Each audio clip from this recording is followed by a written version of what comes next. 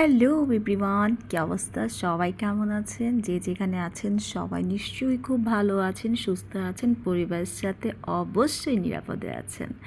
পূজার পরে তেমন একটা আমার ব্লগ রেডি করা হয়নি, কারণ একটু প্রেশার চলছিল কাজের, ফ্যামিলির, সব কিছু মিলিয়ে একটু বিজি টাইম আমি কাটাচ্ছিলাম। তো মনে হলো অনেক দিন আমার কোনো ব্লগ কোথাও যাচ্ছে না, তো সেই কারণে এডিটিং করতে বসে গেলাম। অনেক জমা হয়ে আছে, আশা করি আবার এখন থেকে কন্টিনিউ করব, কারণ একটার পর একটা তো কাজে প্রেশার থাকেই আমার। তো পূজার পরপরই লক্ষ্মী পূজার দিন, যেহেতু আমি লক্ষ্মী পূজা করিনি ঘরে, ওই দিন আমার ছোটো বোনের বার্থডে ছিল, সেই উপলক্ষে সবাই মিলে ঠিক করলাম এবার, প্রত্যেকবারই আমরা সেলিব্রেট করি কিন্তু যেহেতু ছোট আমাদের সবার আদরের, সেই কারণে ভাবলাম যে এবার একটু সুন্দর করে ডেকোরেশন করে ওর বার্থডেটা সেলিব্রেট করি। আগের দিন রাতেও কেক কেটেছে, সেই ভিডিওটা আমার নেওয়া হয়নি, ওটা খুবই একদম পার্সোনাল ছিল বলে ওটা আমি আর মানে চাচ্ছি না, বা ও চাচ্ছে না এটা ব্লগে যাক। যাই হোক, যেহেতু এটা একটু সুন্দর করে আমরা গুছিয়ে টুছিয়ে করছিলাম, তো সেই কারণে এখান থেকে শুরু করলাম। আজকে সেদিন লক্ষ্মী পূজার দিন ছিল আমার বোনের বার্থডে, তো সবাই মিলে আমরা, ও যেহেতু জব করে, ও অফিস থেকে আসার পরই আমরা সবাই মিলে ওকে সারপ্রাইজ দিলাম। আর অবশ্যই কেকটা তো ইয়ামি কেক, সব থেকেই যায় বরাবরের মতো, এটা নতুন করে বলার কিছু থাকে না। মেজো বোনও চলে আসছিল ওর বার্থডে উপলক্ষে, আমরা সবাই মিলে মার বাসাতে একসাথে হওয়ার পর ভাইও অফিস থেকে চলে এসেছিলো। অ্যাকচুয়ালি হয় কি, পরিবারের কাছাকাছি থাকতে তো আমি পছন্দ করি, এটা তো সবাই জানে যারা আমার ব্লগ দেখে। আমি একটু ফ্যামিলি পার্সন, তো সেই কারণে আমি যতটুকু সময় পারি পরিবারের মানুষগুলোর সাথে থাকার চেষ্টা করি। যেহেতু আমার বাবা নেই, আমার মা, আমরা 3 বোন, ভাই আছে।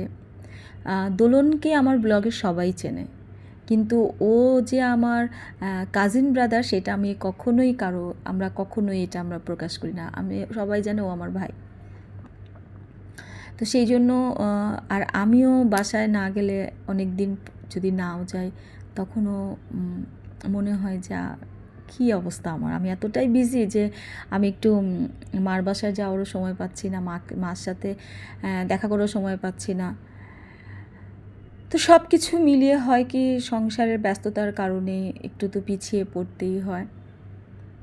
তো যাই হোক, বোনের জন্মদিনে বোন যখন অফিস থেকে আসলো, ওকে আমরা সারপ্রাইজ দিলাম। এদিকে ঘরটা খুব সুন্দর করে স্বপ্না গুছিয়েছিল, আর কেক তো আমি রেডি করেছি। কেকটা দেখে এবার অনেক খুশি হয়েছে, কারণ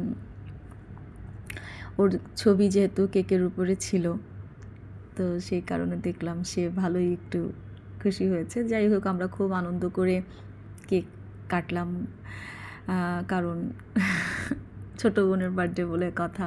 ও অনেক সুন্দর করে বিভিন্ন অ্যাঙ্গেলে ছবি তুলছিল, ভিডিও করছিলাম।